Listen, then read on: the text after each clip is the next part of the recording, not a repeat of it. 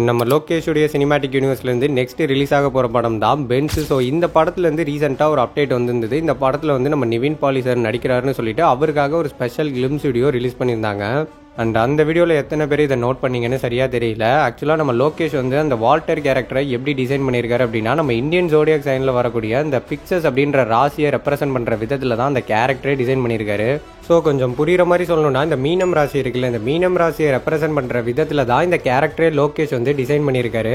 ஆக்சுவலாக நான் ஒன்றும் வாய்க்கு வந்ததெல்லாம் அடிச்சு இல்லை, நீங்கள் இந்த வீடியோ நல்லா பார்த்தீங்கனாலே தெரியும். ஸோ நம்ம நிவின் பாலி சார் போட்டிருக்க ஷர்ட்டை நோட் பண்ணி பாருங்கள். அந்த ஷர்ட்டில் வந்து 2 மீன் இருக்கிற மாதிரி ஒரு சிம்பிள் இருக்கும். அந்த சிம்பிள் வேறு எந்த சிம்பிளுமே கிடையாது. ஸோ மீன ராசியோடைய சிம்பிள் தான் அது. அண்ட் இதுதான் லோகேஷ் கனகராஜ் அவர்களுடைய சினிமாட்டிக் ஸ்டைலாகவே இருக்குது. ஸோ அவருடைய யூனிவர்ஸில் வர முக்கியமான கேரக்டர்ஸ் எல்லாத்தையுமே வந்து இந்த மாதிரி ஜோடியாக் சைனில் வரக்கூடிய ராசிகள் அடிப்படையில் தான் வந்து அந்த கேரக்டரே டிசைன் பண்ணுறாரு.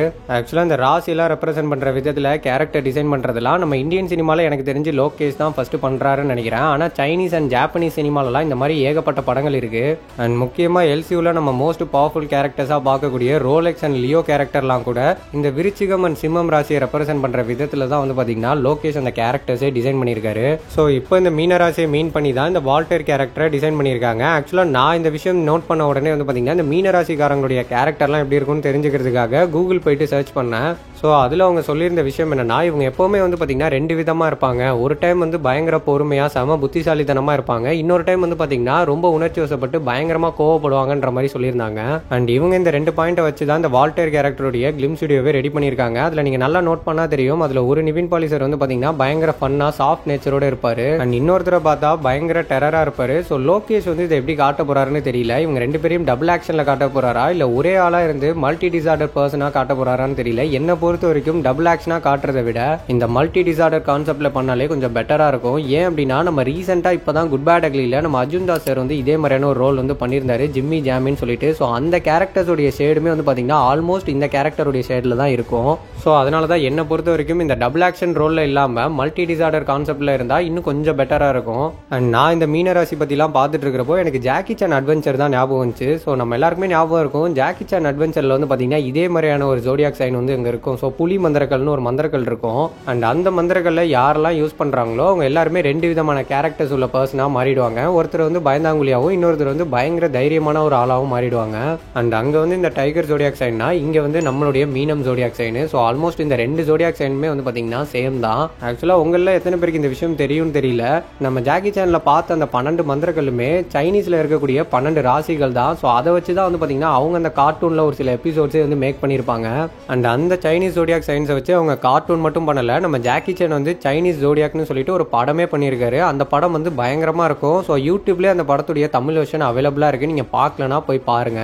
அண்ட் இப்போ அதே மாதிரி தான் நம்ம ஜோடியாக் சைன்ஸை வச்சு லோகேஷ் அவருடைய யூனிவர்ஸ்ல வரக்கூடிய கேரக்டர்ஸ் எல்லாத்தையுமே பயங்கரமா டிசைன் பண்ணிட்டு இருக்காரு.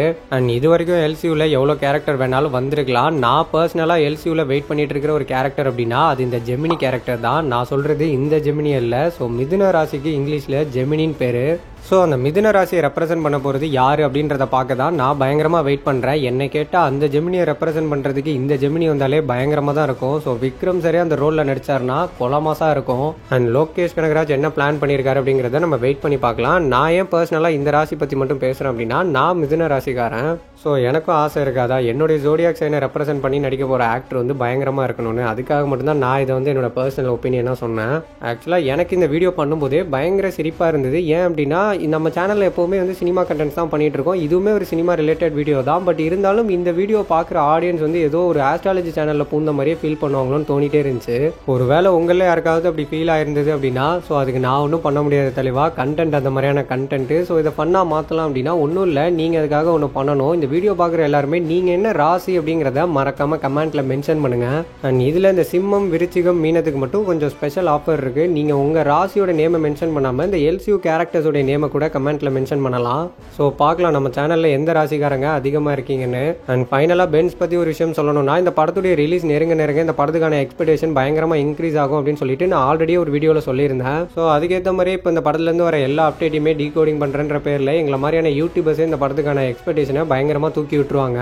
அண்ட் இப்போ இந்த படம் பத்தி ஒரு பயங்கரமான ரூமர் வந்து பாத்தீங்கன்னா செம்ம ட்ரெண்டிங்கா போயிட்டு இருக்கு. அது என்ன ரூமர்னா, லியோல விஜய் சேருக்கு தங்கச்சியா நடிச்ச மடோனா செபஸ்டியன் வந்து இந்த படத்துல நடிக்கிறாங்கன்ற மாதிரி ஒரு ரூமர் போயிட்டு இருக்கு.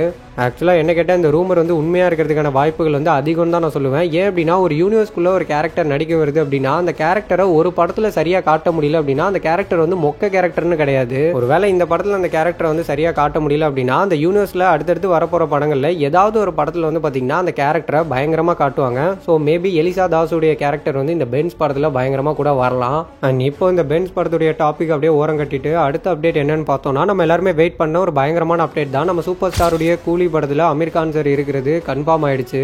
அண்ட் இதை யாரு கன்ஃபார்ம் பண்ணியிருக்கா அப்படின்னா, நம்ம அமீர் கான் சார் தான் கன்ஃபார்ம் பண்ணியிருக்காரு. ஜூன் 20ஆம் தேதி அவருடைய ஆக்டிங்ல சித்தாரே ஜமீன் பர் அப்படின்ற ஒரு படம் வந்து பாத்தீங்கன்னா ரிலீஸ் ஆக போகுது. ஸோ இந்த படத்துடைய ப்ரொமோஷன் ஈவெண்ட்ல தான் கூலியில அவர் கேமியோ பண்ணியிருக்கிறத கன்ஃபார்ம் பண்ணியிருக்காரு. ஸோ கூலியில நான் பண்ணியிருக்கிற கேரக்டர் பயங்கரமா இருக்கும், கண்டிப்பா அது உங்க எல்லாருக்குமே பிடிக்கும்ன்ற மாதிரியும் வந்து அமீர் கான் சார் சொல்லியிருக்காரு. அது மட்டும் இல்லாம லோகேஷ் கனகராஜோட சேர்ந்து ஒரு ஃபுல் ஃபிலிமும் வந்து பண்ண போறதாகவும் சொல்லியிருக்காரு.